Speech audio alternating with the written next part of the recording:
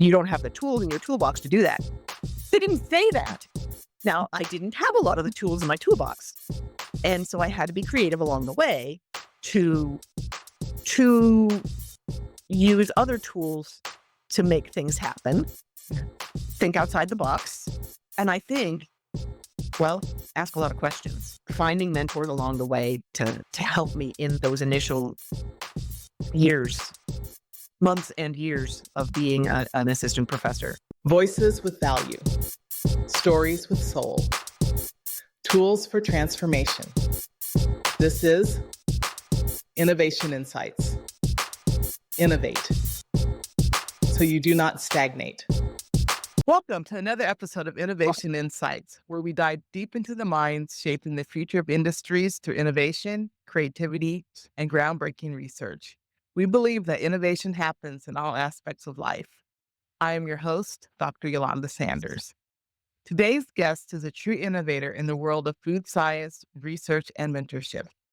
We are honored to welcome Dr. Stephanie Clark, with over 30 years of experience in dairy chemistry, microbiology, processing, and sensory evaluation. Dr. Clark has shaped the field of dairy science and mentored the next generation of food scientists. Stephanie is the manager of academic engagement of the American Dairy Products Institute, founder of First Impression, a food science editorial and oral presentations consulting service, and the former founder of the Iowa State University Creamery. Her contributions extend far beyond the laboratory. Dr. Clark has authored or co-authored over 95 peer-reviewed journal articles and 22 book chapters, has reviewed more than 300 manuscripts, has served on the editorial boards of leading journals, and has mentored 80 graduate students through MS and PhD programs. Her editorial expertise is also unmatched, offering professional manuscript editing services that elevate scientific writing with precision, clarity, and insight. Whether she is leading innovative research, developing new dairy products, or guiding students and professionals through the complexities of scientific communication, Dr. Clark brings depth, excellence, and integrity to everything she touches. Please join me in welcoming the brilliant and inspiring Dr. Stephanie Clark to the Innovation Insights podcast. Stephanie, welcome to the Innovation Insights podcast. I'm so happy to have you here. Dr. Sanders, thank you so much for thinking of bringing me on your program to be included as one of your innovators.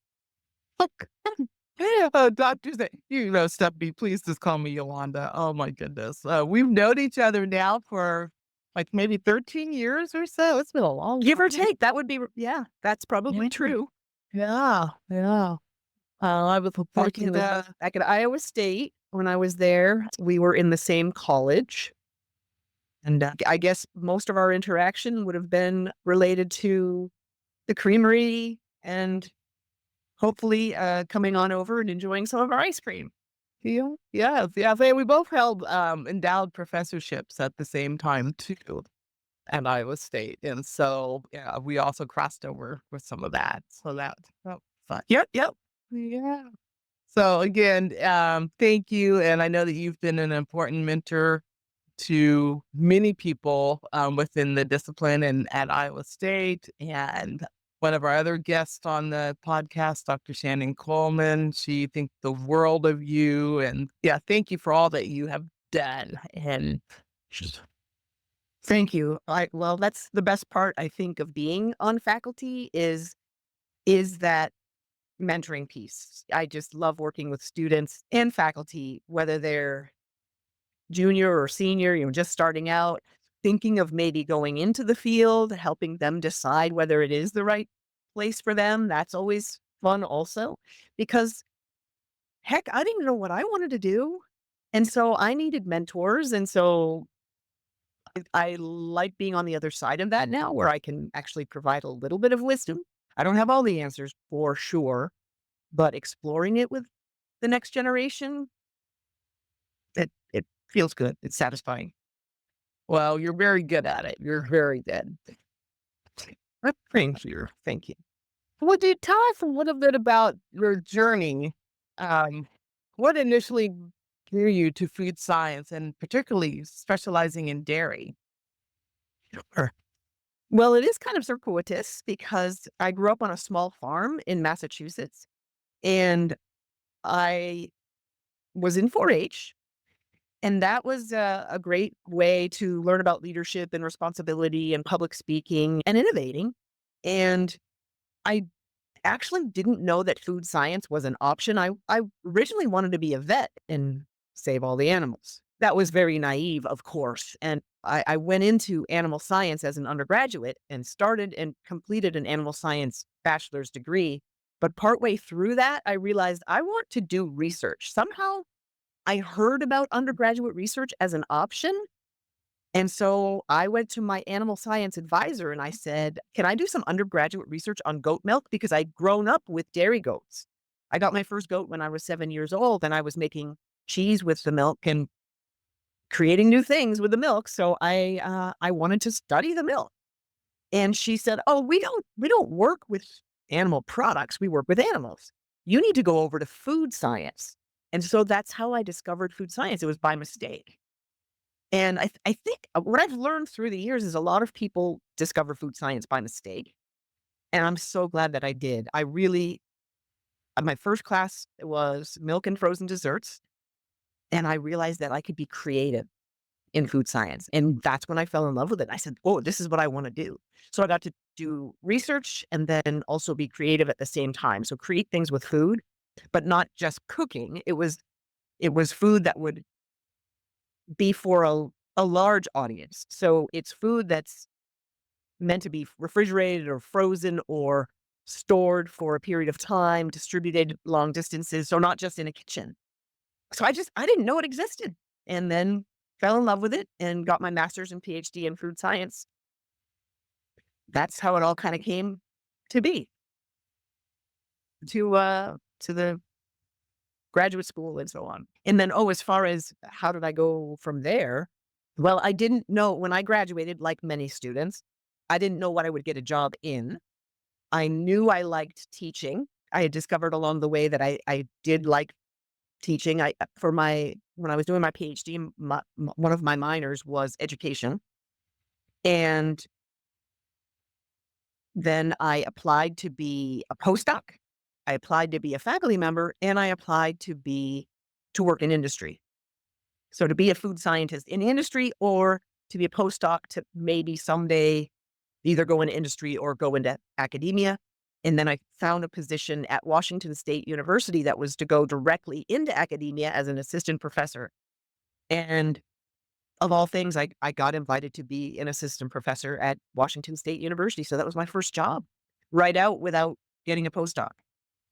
So that was a big step. A lot of people in our field in food science, they will do a postdoc. And now Shannon Coleman, Dr. Coleman, she also went directly in like I did, but a lot of our peers, a lot of the people before us have done a postdoc first. So both of us had I guess as they say, a steep learning curve. Yeah. It really speaks to Mhm. your background. And Well, I yeah, the mentors I had, the training I had and the mentors I had. Mhm. Yeah, sure, sure. Definitely. They Mhm. helped me have the confidence to try. They didn't say, "Oh, no, nobody does that. Don't apply to be a professor yet. No, no, no, no, no. You don't have the tools in your toolbox to do that." They didn't say that. Now, I didn't have a lot of the tools in my toolbox, and so I had to be creative along the way to to use other tools to make things happen, Yeah. think outside the box, and I think, well, ask a lot of questions. Finding mentors along the way to help me in those initial years, months and years of being an assistant professor. Yeah. Oh, that makes sense. Oh my Yeah. goodness. You mentioned 4-H, and I did not realize you Yeah. were a 4-H'er too. I was a 4-H and a lot of Mhm. 4-H. Good for you. What was your main project? Leadership, photography, yes, textiles and clothing, food science and human nutrition. Actually, that's the Really? well, yes, food science was what I actually went to National 4-H Congress in Oh my by gosh. Kellogg. And so I had thought about pursuing that area. So I did creative cooks in Colorado. We had that, I think champion in foods and things like that. So I was very, very much involved in foods, but also textiles and knitting, crocheting, leadership, as I mentioned. Yeah, we didn't have food science as an option. So if we had, I would have learned about it earlier. Yeah. And who knows where our lives would have gone if we'd chosen, you'll never know. No. But I mean, it turned out fine. But it is interesting how Colorado had the food science, but Massachusetts didn't. Yeah, that is really Inter- interesting. It is very well, interesting. Yeah. why Oh, not? We're connected in more ways than we realize. And it took this podcast for us to figure that out. well, that's one thing I find with people is that we're much more connected than most of the time we realize. And we And we don't often have necessarily have those conversations. That's part of it. When we were at Iowa State, it was all about getting the job done yeah, and not as much of the social time as well should have been. I mean, we should have taken some time to get to know each other better. we should have. Now we are. Oh, I do want to talk about your time at Iowa State and the Iowa State University Creamery because you did a lot of work with that. So tell us about that and the impacts of it. Yeah. Well, Iowa State had a long history of dairy science. So back 1881 was when they had their very, very first creamery. And then they had several new buildings, new creameries along the way in the 1900s and so on. And actually, the food sciences building, the building that houses food science now, was built in 1927. And that building had a lot of research and food science, dairy food science done. They processed a number of dairy products in that building from 1927 until about 1969, and then it shut down. It actually shut down in 1969, largely because there was a big change in agriculture in Iowa. It became very, very, well, big on hogs and corn and poultry, and less so on dairy. And also the food science programs around the country, many, many places, it became very general rather than very specific to a certain commodity. So again, less and less about dairy. So, well, okay. And then one more thing was around the region, some dairies were struggling. And so as a courtesy, the ISU Creamery shut down just to reduce the amount of potential competition. Mm. Well, in the meantime, I was getting educated in food science in my undergraduate college, where I also did my master's and PhD. They had a creamery, a dairy and a creamery right there. And so I was able to work there as an undergraduate. I researched and I also worked in the creamery. So I got great hands-on training. Then my first job at Washington State University also had a creamery where I conducted research, advised students, and taught classes and short courses. And so I was in an environment that had a functioning commercial creamery. So when I got to Iowa State, it was a big loss. It was a piece of me was missing in a way because I love making dairy products. I love teaching about dairy products in an environment where they can get hands-on experience. Because I think that's the best. Remember, learn by doing from 4-H? Absolutely. That's wh- that's how I run. That's how I roll. Absolutely. I thought we've got to get a creamery up and running at Iowa State University. So it took about 7 years for that process to get to the point where we could actually open up the creamery. Largely because there was pressure in the state to not have a creamery at at Iowa State University, because the perception of unfair competition. So I'm going to say perception because it was perceived that we would have all this free student labor. Oh, no, no, no, no. Students are not free. Students are not free. We paid our students. The ISU Creamery still pays them a fair wage, and they're learning. They make mistakes. So do we. Adults also make mistakes, but students, they've got to make mistakes to learn from them. And so you don't make money at a university creamery. It's also very small. It's a real challenge to, well, make ends meet to break even. And so that argument was there, even though it wasn't a reality. I had to fight that.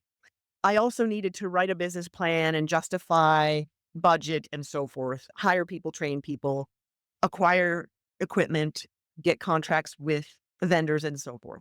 So there are a lot of things that you have to do to be prepared, get licensed. You have to be inspected by the state and so forth. So a number of things had to be done, but the hardest part was really convincing people that we needed one, that students would benefit, that the dairy industry at large would benefit. And that was really what I needed to show them. I needed to show them that I wasn't just passing by also. So through the years, I demonstrated that I cared about the dairy industry in Iowa. So I started up the Iowa Quality Dairy Products Showcase at the Iowa State Fair, where we have the annual judging for the dairy products made in Iowa.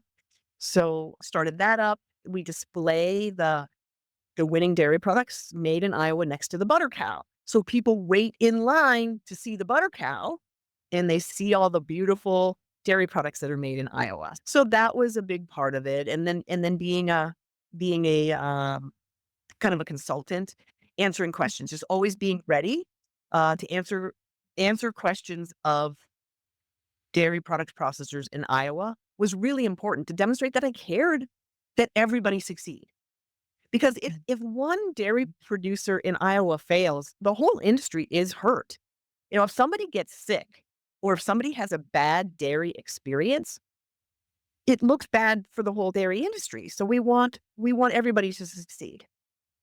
Not a competition. Even though I know there is competition in the world of food, like Pepsi and Coke, right? They're competing, but they don't really want to see one or the other fail because it does hurt the whole industry. One bad apple spoils the whole batch. Yeah, that's so true. So true. Yeah. Mhm. So we were all ready to open. Actually, there are a couple other things because we're talking about innovation. So I just want to mention a couple of things. One of the things that we did at the creamery was um, have a contest before we even started up. The signature ISU signature ice cream contest. Okay, so we started up with that contest in 2017 because we wanted to get people aware that this creamery was going to come. So we invited people, alumni, faculty, staff, students. They had to have a connection to Iowa State, and the goal was tell us a story. Now I know you value storytelling. So here's what we said. Make a video, tell us a story, tell us why your concept for the signature ice cream of Iowa State University is the one.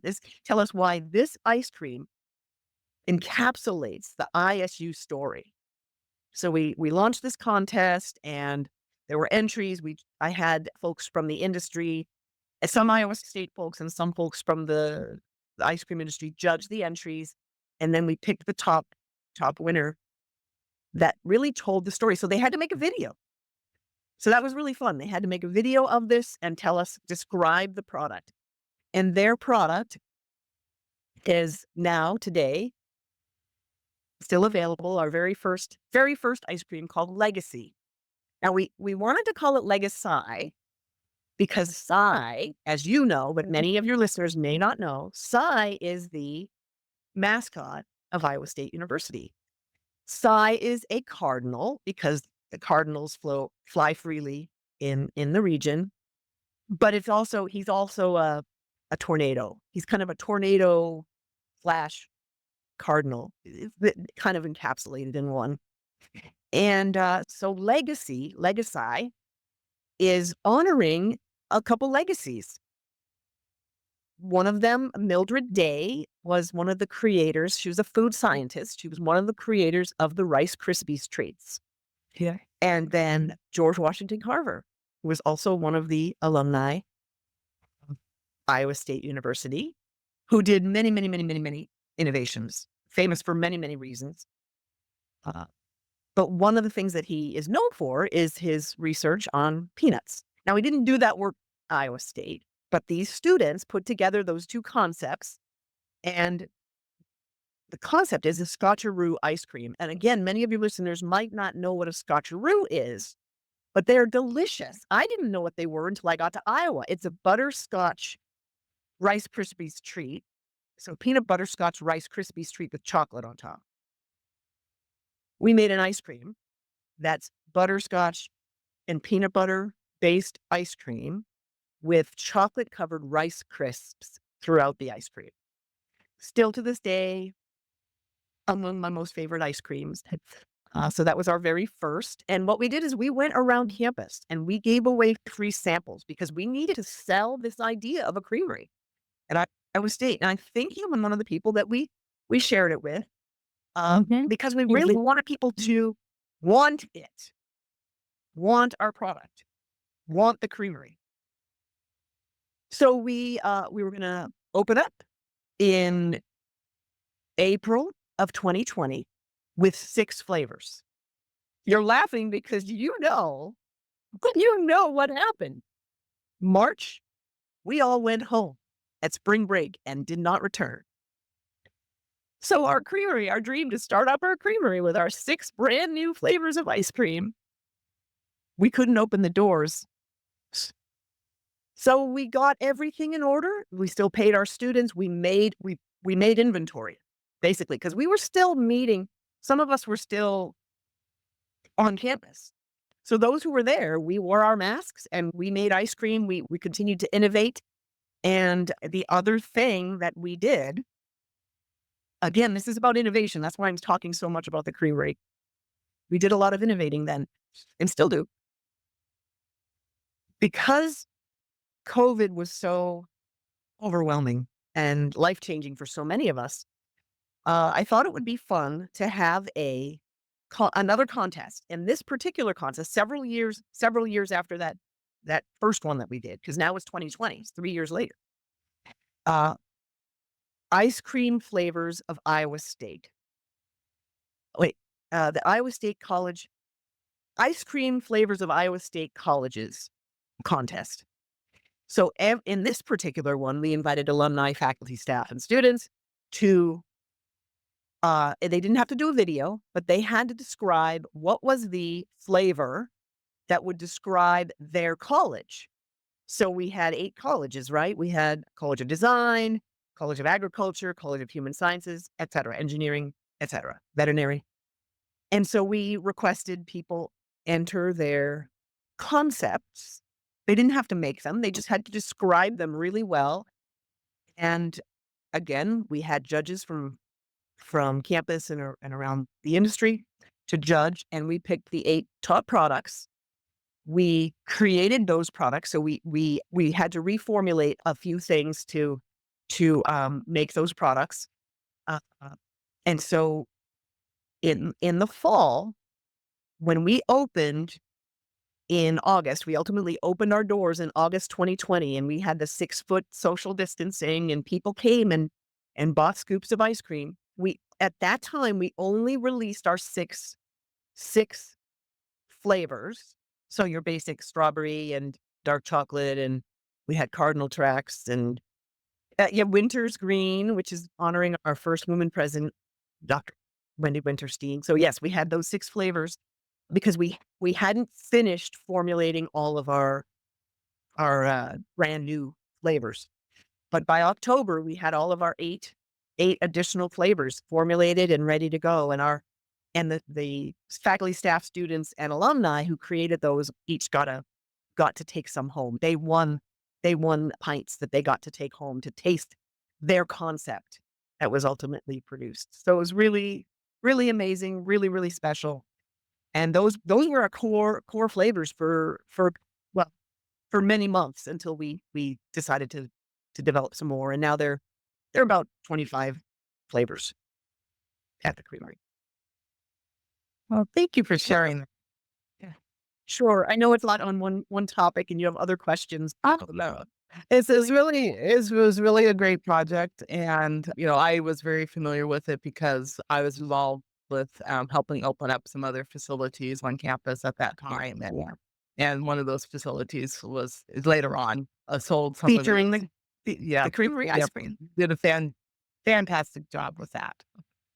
Thank you. I'm very, very proud of the team of people that were involved in that. And Absolutely. another thing about it was largely women. And I think it's partly because they saw women leadership. Mhm, Maybe, maybe that's partly why other women were drawn to working at the creamery. mhm, I think fondly back to some of the historical pieces that we would show in the creamery store, which we they may still have those pictures up on the wall. The 1939 staff at the ISU Creamery were all men, all white men, all mhm. white men. So in contrast, we had a picture of our staff, which was largely women, not entirely, all different shapes, sizes, colors, and affiliations. Just fantastic to see. Just the contrast of yesterday and today. And I feel really proud about that. Well, that is something to be very proud of. So I would love for you to talk a little bit about your work as a researcher too, because you have published over 95 peer-reviewed journal articles. And, what topics are you most proud of? Sure. Well, early work was with goat milk because that's what I did my master's and PhD on. And those were, that's where I started. I started 7 years old, my first dairy goat. So that was pretty meaningful. And so um back, I think this was also maybe 2017-ish. I was invited to write a 100-year perspective on goat milk. And that was really fun to do. So it's a literature review, and there it's a pretty highly cited, lit reviews get highly cited. So that's a pretty highly cited paper. So it feels good to start as a child in something and to still be considered. I hate to use the expert because I know there are people that know more than me, but I guess I am considered an expert in the field of dairy goat milk and cheese. And so it's pretty cool to have that legacy. I feel good about some other research as well. It's pretty wide ranging. Some of the work that I've done has been with cows themselves. And I will say, even though I started with goats, most of the money, grant money, because we rely on grant money to do research. Okay. So most of the grant money isn't available for goat milk research. Okay. So that's why most of my manuscripts are actually related to research on cow milk. Some of the work was when I got to Iowa, there was a problem with some milk quality issues and some cheese quality issues that they couldn't figure out. Ooh, this is like a CSI opportunity. I can do some research and try to solve this problem, figure out what's going on. And so that was a fun series of projects where we fed what is a byproduct of the ethanol industry. So pretty huge industry in Iowa, right? Because we grow corn and we feed the corn to the cows, or we feed the corn stalks in many cases, and we also feed the dried distillers grains, which are a byproduct of the ethanol industry. So the cows eat a lot of scrap food that or byproducts that humans don't use. Mhm. And there was a concern that these distillers grains were causing these defects in the milk and the cheese. And so we did a series of studies where we were feeding the cows, measuring the feed that they were eating. We were controlling how much they were getting of the distillers' dried grains. So one study was looking at the milk itself, and then two other studies were looking at the cheese made from the milk. So quite a series of work to show that it wasn't the distillers' grains, which is a good discovery for the industry, because if it had been, then who's gonna use it? Now they do use it in hogs. They do feed hogs that byproduct, but, Hogs are only part of the industry that can use them. So that was a big one. That learning that was important and meaningful. So I feel good about that. Just a couple of examples. That's great. That's great. And also, part of your work has also been in sensory evaluation. But first, would you tell our audience what that is, and then what the process of doing that and how important it is for product development? Oh, sure, sure. Um, think of it this way. If somebody buys your product, regardless of what it is, a blouse, a granola bar, a piece of software, they buy it once and they're not satisfied, they're not going to buy it again, right? They're not going to go back. They're not going to trust your brand potentially. You need to deliver, right?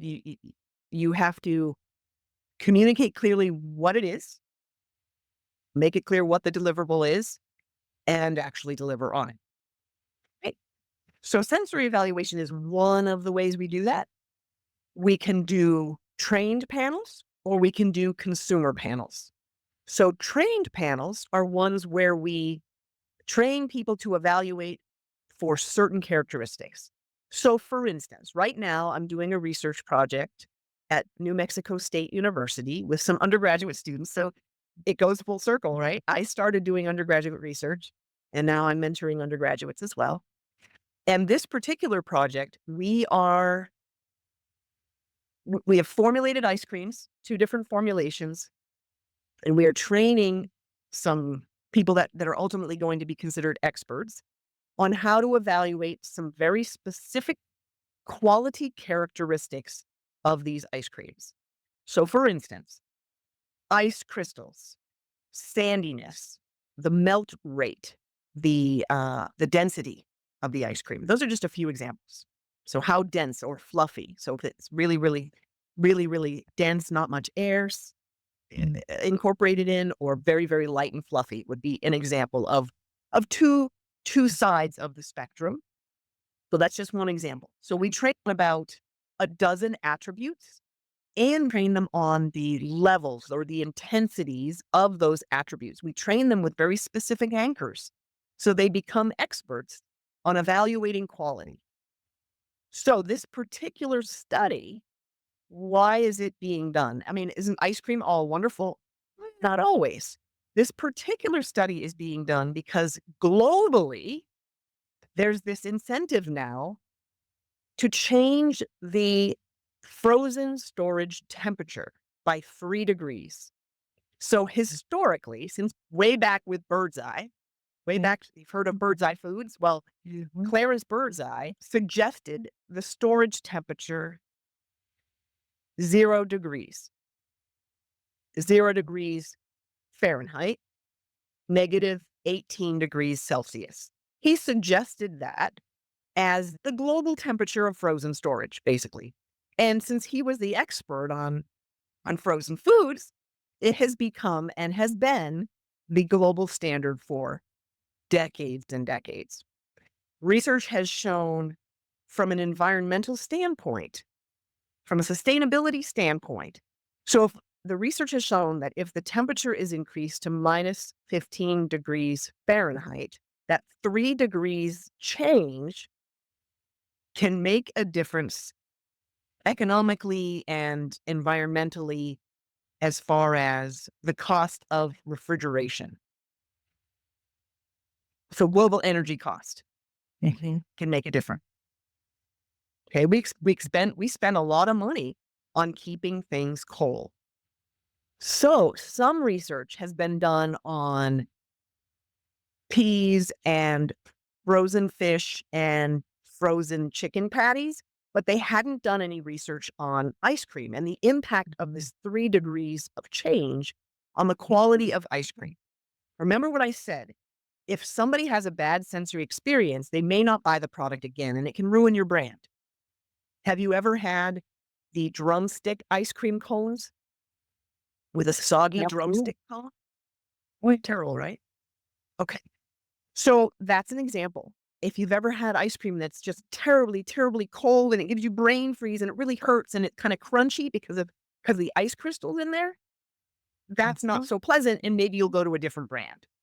So that's why we're doing this research because we want to see if the impact on ice cream is negative enough that people will actually reject ice cream products because the quality is significantly deteriorated at a faster rate. So we're essentially doing a shelf life study with trained panelists, people who can sense the differences, small differences, and can help us to track that over time. So we'll be having sensors in the ice cream will be so we have these different formulations. We also have different storage fluctuations and at the two different temperatures over several months. So we're looking at how does it change and does it change to a point where these products are going to be rejected, that companies are going to be ending up throwing away product because that has a negative global impact as well. Right? So Absolutely. refrigeration and freezing can have a negative global impact, but so can food waste. Mhm. So that's kind of the point behind this current research that we're doing, which involves Important. sensory. So hopefully that explains to you why sensory can be pretty relevant in product development and product quality evaluation over time. Yeah. Oh, that makes absolute sense. Yeah. Thank you for explaining that. You're welcome. Yeah. It's my pleasure. There's many parallels to, product development. And I think people sometimes don't think about product development in the food area. They think of it as, industrial design, apparel, fashion design, those types of products. Oh yeah. Yeah. And sensory is an important Makes part sense. of all products, Absolutely. food. Absolutely. Yeah. Yeah. And so I'll give you one more example. So this past 9 months, I've been working with a team of students at NMSU, New Mexico State University, on developing a product for a competition. So they entered a competition called the Dairy Management Incorporated New Product Contest, and these students from around the country were invited to enter concepts for dairy products that are beneficial to heart health and weight management. So the contest was specifically for weight management and heart health, and they had to use at least 51% dairy ingredients, and it had to be at least 10% of the daily value of protein, so a good source of protein. So this team of students, they decided, oh, we're going to enter, and they created what they call nuestro corazón. So it's little heart-shaped crackers made with mozzarella cheese or cheddar cheese. So they made two different types of crackers. And to go along with those, they made dips. And the dips are Greek yogurt based dips. And they were Latino inspired flavors. So they made a harissa, a chimichurri, a dulce de leche, and a bizcocho flavored. Fantastic. So they spent many months on this, many hours of working in the kitchen to create these. So they had to work on paper to create the formulations. They had to work in the kitchen to actually make it happen. How thin do they need to make those cooked crackers so that they're how much of the cheese versus the whey protein concentrate versus the skim milk versus whatever, right? They had to make their yogurt, so they had to use the right formulation there, the right bacteria for that, etc. Right? But they also had to do sensory evaluation with the Latino population to make sure that it actually was appealing to their target audience. You have to consider the target audience, right? So they brought in consumers. So that's different than a trained panel. A consumer panel is how much do you like or dislike this product? And that went very well, actually, that people liked it. So that's great. Quality. But Fabulous. there are many aspects, many aspects. They had to do nutrition facts panel and things like that too. They had to do a lot of market research to make sure that their product would fit in the market. So all of those are part of food science. And then the sensory is just one piece of many, many things that are involved in it. Oh, I love it. I love it. I love that innovation process so much. Well, and the product just sounds amazing. So I hope it gets to market someday, some year. Oh, well, okay. So that's the thing. It was a contest, right? Uh-huh. And they actually gradually worked their way up from being one of like 24 entries to being in the top 6 to being in the top 3. And they actually did win first place in the national contest. They Wonderful. actually did. Yeah. Whether it goes to market or not, though, that's that's harder because you gotta have a champion. You've got to have somebody that says, I want to make a company out of this. I want to actually really turn this into a business. Mhm. And these are all students. They had other career aspirations. So two of the students from the team they were master's students. They've decided to go on for PhDs, which is very cool. And they're doing it specifically in dairy food science. So I'm so thrilled that they're doing that. And then there are 3 undergraduate students, and they haven't fully decided what they're doing next. They haven't graduated yet, but Yeah. we'll see what they do. But hopefully they're going to do dairy food science for a career. And that's part of why it's so important to me to continue to be a mentor to these teams, because it hopefully inspires them to maybe go into dairy foods, but at least to decide whether they do or don't like it, because maybe they realize, oh, wow, that is so much not me. That after all that, maybe they realize, no, that's not me. That's important. Helping them make decisions along the way. But of course, I do want them to go that direction. We'll see. Well, they have a great mentor in you. So I want to talk a little bit more about your mentorship and then also innovations that you have undertaken because you've started a consulting business named First Impressions, correct? Tell us Yes. a little bit about that. And, it relates to, one, your mentorship, but then also your expertise in editorial work and publishing Sure. work. Sure. Okay. So when I left Iowa State University to really largely I left because it was my spouse's turn to follow what he wanted to do. There are times in life where it's kind of all about you, and there are times when you need to really think about another person. It was his turn because he followed me there, so I followed him down here. Anyway, so when I retired from Iowa State because I'd been there long enough that I could.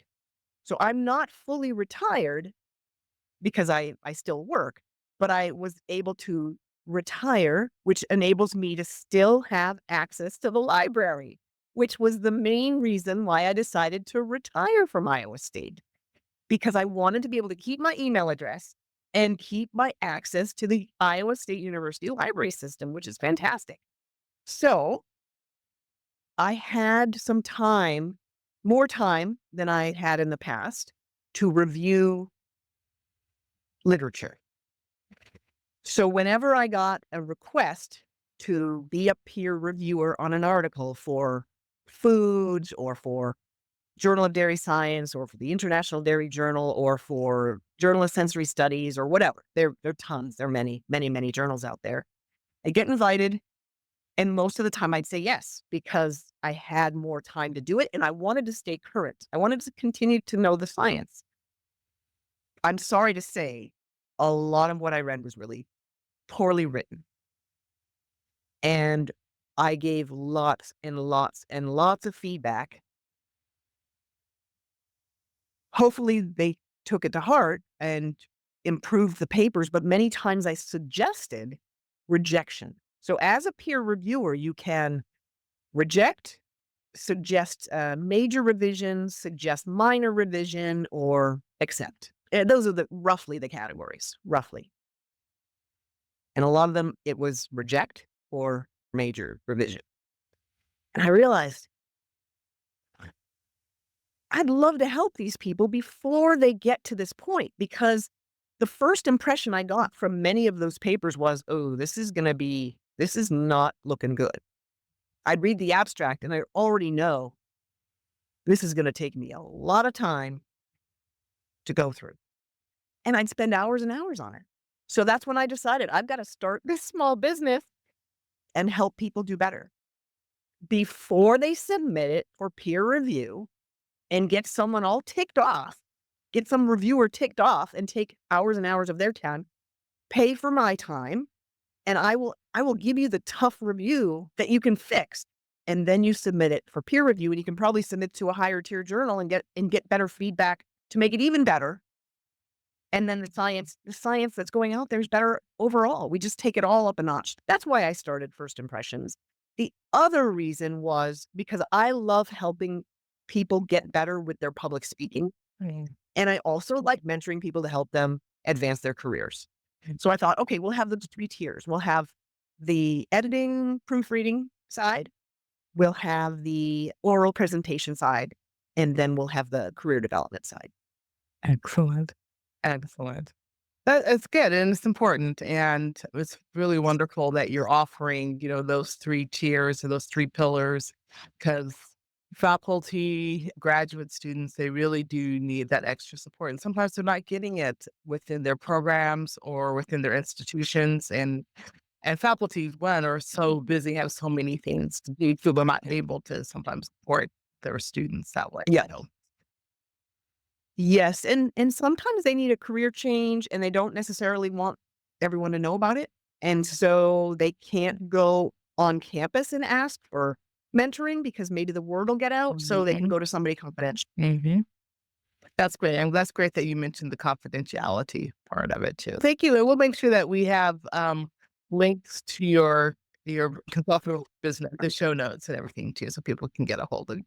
Mainly I work with food science work, but it doesn't have to be. It really doesn't. As you know, I was in the College of Human Sciences, now renamed. I know it's renamed now. Health and Human Sciences.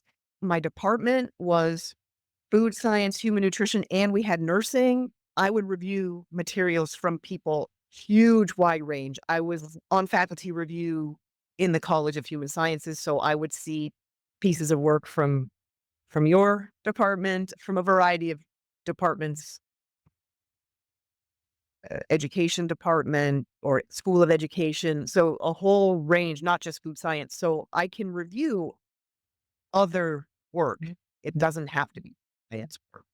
Even though my page is professional development for food scientists. If any of your listeners need help, have them reach out to me. Because what I do is I look at what their request is and I will be outright honest with them. If it's totally something I have no clue about and I don't think I can be much help, I would let them know right away. Mhm. It's better for them to reach out if they do Yeah. need some coaching in some way.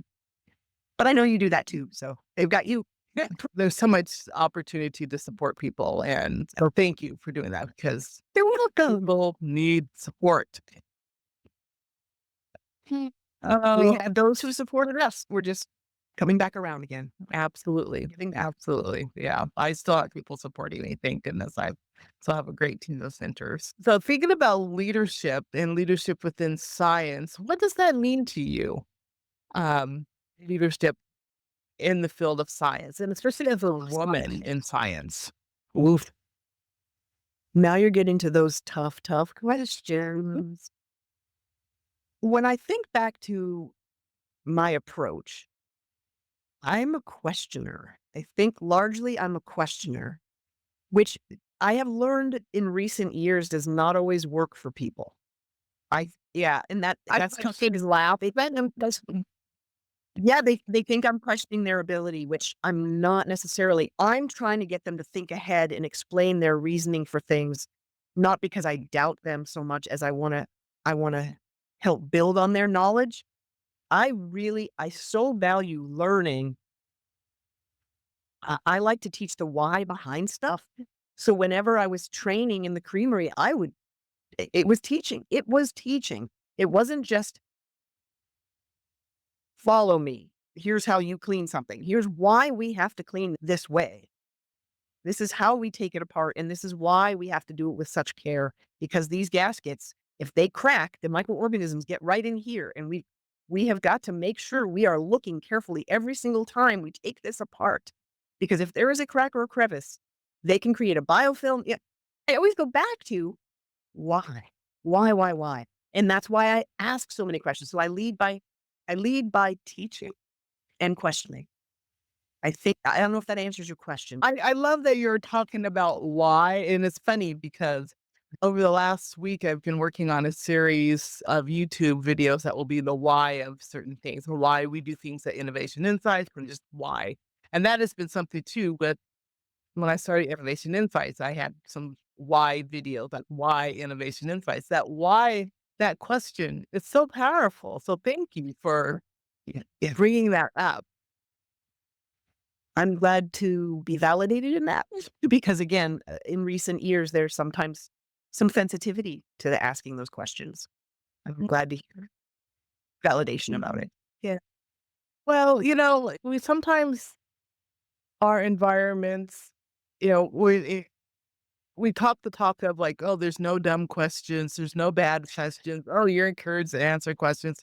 But then sometimes when you do ask questions, it's not appreciated. And so I hope that as humans, we start to embrace Show more questions. grace. Oh, Yeah. embrace questions. Yeah. Yeah. Embrace. Yeah. And grace. A lot of grace and embracing questions. I would love for both of those things to start happening more. Yes. Yes. Yes. Yes. Oh my goodness. Yeah. But, and so thinking about trends and emerging technologies and innovations in food science and dairy science, what do you speculate happening? Oh, yeah. Well, protein is king right now, and it has been for a pretty good amount of time, and it continues to be. And I think that is going to be for a good long time. And you know about GLP-1 drugs, right? Those are the very, very commonly taken with diabetes or weight loss, intentions for weight loss or to manage diabetes. Well, that's another reason why protein is not going away as a priority. We need to have nutrient dense food for all of us, but especially for people who are controlling their hunger pangs with the help of GLP-1 drugs, right? So they need to get nutritionally dense food when they eat. They can't just eat filler. So dairy products are good, excellent source of protein and other nutrients. 13 essential nutrients in dairy naturally without having to add them. And so dairy, I think, is going to become a bigger component of many foods that we eat. And their clean label, I mean, people recognize milk, cheese, yogurt. They recognize those words. So they're approachable. So I think we're going to continue to see protein as important and nutrient dense, like whole foods. The importance of the whole food matrix, yogurt, the whole yogurt item is good for you, and more people are going to be going to that because of that. Yeah, because it delivers. And we're going to use it. We're going to do it in more interesting forms, unique forms. So way back, so this was probably 2003. I had a food product development team that I was advising at Washington State University, and they developed a product called Yove, and Yove was vegetable vegetable flavored yogurt. So they were dairy yogurts, but they had harvest squash. So this was like a butternut squash, pumpkin squash kind of. So it wasn't a sweet flavor. It was a savory yogurt. So would be surprised if we see some of those products because we were ahead of that team was ahead of its time. So Yove was ahead of its time. There was one, oh, it was delightful. It was a beet. I really don't like beets, but this was a beet based. So it was yogurt. It was real yogurt, not a almond based or oat based. Real yogurt with beets, and the beets gave it such a beautiful color naturally. And then you get actually additional nutrients from the beets.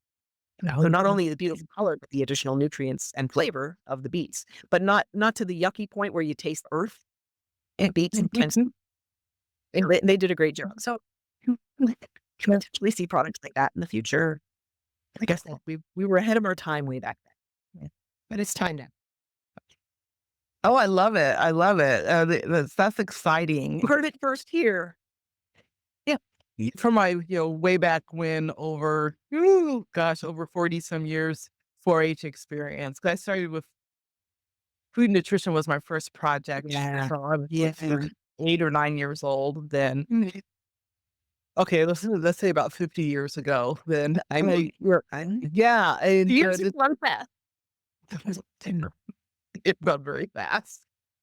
Yeah, but yeah, thinking about the food groups and what I loved about was that creativity and that innovation. So I love that you're talking about different ways of dairy and yogurt and savory yogurts versus sweet ones that we often see and um the importance of protein. I have an 81-year-old who was my 4-H leader for foods who yes, she's my roommate too. So I'm very fortunate to have her here. And so she was mentioning to me a few months ago, like, I want, more protein in the morning for breakfast. I'm like, yeah, I need more protein. I'm like, you're right. So getting those Oh, eggs or getting, yeah. that's another thing that I did when I retired. We got some chicks. So now Oh, we have eggs every day. oh, that's Back to fabulous. my roots. I'm a farm kid. Yeah. Yeah. Oh, Yep. that's really cool. That's really cool. Oh my goodness. Well, what advice would you give for graduate student, undergrad student, anyone wanting to pursue a career in Yeah. science and education and innovation? What would your advice be? Okay, this goes beyond just STEM. Ask questions. Ask, be curious. I have to say, when I was their age, so when I was an undergraduate and graduate student, I did not ask enough because I was afraid of looking dumb. Mhm. I'm gonna tell you now that I'm on the other side, and I've been on the other side over 30 years, right? So I will tell you, I never think somebody's dumb for asking me a question. Okay? Ask them. I think it's more dumb to not ask and make some really costly mistakes because there are costly mistakes. There definitely are costly mistakes. I'll give you one more sensory story, okay, to help you understand how costly mistakes can be. A costly mistake almost cost a farmer his whole herd of cows. So here's how it goes. When I was at Washington State University, I was contacted by a farmer who was having some complaints by customers because the milk was going bad like right away. And his milk had always been great.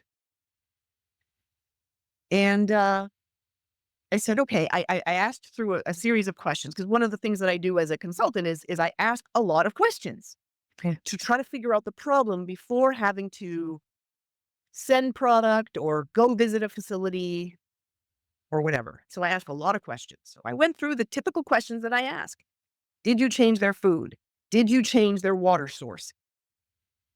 Et cetera, et cetera. Did any equipment break down? Did you, et cetera? No, no, no, no, no. Okay. What I'd like you to do is send me some of this milk so that I can taste it to determine what the defect is. So there's my sensory evaluation skills, my trained sensory skills.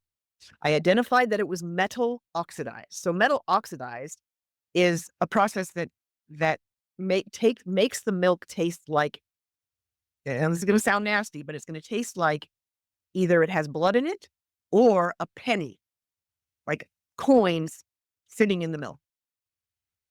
Yucky, right? It's a process that can happen. It can be triggered by a copper bracelet or a piece of copper from a piece of equipment getting into the milk supply, and then it oxidizes, causes a change to the fatty acid structure, which makes it taste like metal, blood, iron, or a copper. Like, We tasted this milk, and it was definitely metal oxidized. So I said, okay, you you sent me product that was in the finished bottle. Now, can you send me product before it gets to the pasteurizer? Can you send me product before it gets to the homogenizer? Can you send me raw product? So I can taste all these products to find out where the problem is happening so that we can figure out if it's an equipment problem or something else. Sure enough, the raw milk was off the charts, incredibly oxidized. So it was happening at the cow. In the meantime, this poor man, his cows had gone off feed and they were not bred. They couldn't be bred. They couldn't get pregnant. Some of them were having foot problems. So what we did is we said, okay, we want you to also send us their feed. We want you to send some of their what they're eating for hay, what they're eating for their grain, their total mixed ration. We want you to send us portions of their food. So we analyzed this food for various compounds. And we discovered in our analysis that the copper and the iron were 70 and 100 times what they should have been in the feed. So somebody in a laboratory or a facility, a feed facility had done a calculation wrong. Oh, math error. And so that person was poisoning the cows. So much so that they were the ones that still were able to produce milk were producing this oxidized milk that was coming out of them oxidized. And they were all being poisoned because of a math error. Somebody didn't ask a question on how to do the math. They messed up and it almost cost this guy his farm. Once we discovered the problem and they threw away that food, their cows were able to recover. It's that attention to detail that is so important, asking the questions. One area of research of mine has been over the years has been chaos theory and game theory and all of that area. And this is such a perfect example of how one change has created a chaotic, something that was absolute order. And then this one Yep. change just completely, oh my gosh. Thank goodness that they reached out to you and that you were able to help. Yeah. And that kind of problem solving just makes me feel that's Absolutely. proud that we were able to solve that problem and help that farmer save his Yeah. farm. Those are my best memories Yeah. of problem solving and using the education that I got and asking the right questions and just getting to the root cause. And you can't do that without questions. Cannot No. do that without questions. And you have to not be afraid of asking the dumb one. Are some dumb questions? And people will forget that you asked the dumb ones because you're going to ultimately get to the right ones Correct. for asking them. Remember that you're not dumb for asking them, but ask them. Ask. Yes. Yes. Oh, well, thank you for being here. And our last question that we ask every guest is, how do you define innovation? Oh my goodness. I should have known this because you've asked others. Yes. Creativity, thinking outside the box really is taking it to the next level. That's fabulous. So it's all that wrapped into one, right? It's a new twist on something, seeing something in a new way and running with it. Love it. Taking chances. It's so many things. It's so many things, Yolanda.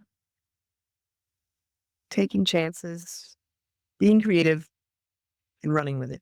Oh, thank you. That's a great definition.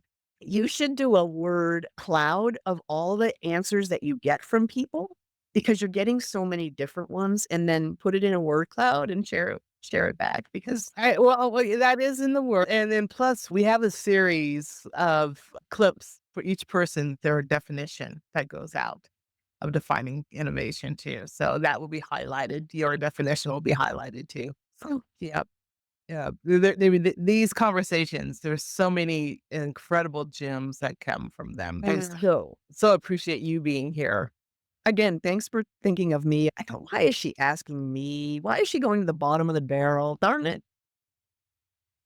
It felt like I didn't have much to contribute, but you pulled it out of me. Good job. Felt like I was going for the cream at the top of the barrel. Pun intended. Fascinating. Fascinating. Well, thanks. This has been a pleasure. We really have had a wonderful Absolutely. conversation with Dr. Clark. And if you enjoyed this episode, please subscribe, comment on the podcast. It helps us to continue to bring impactful conversations like this to you. Stay connected with us on all of our social media platforms and visit us at innovation-and-insights.com for more resources, upcoming episodes, and ways to engage with the Innovation Insights community. So thank you for tuning in. Keep innovating, keep dreaming, and keep making a difference.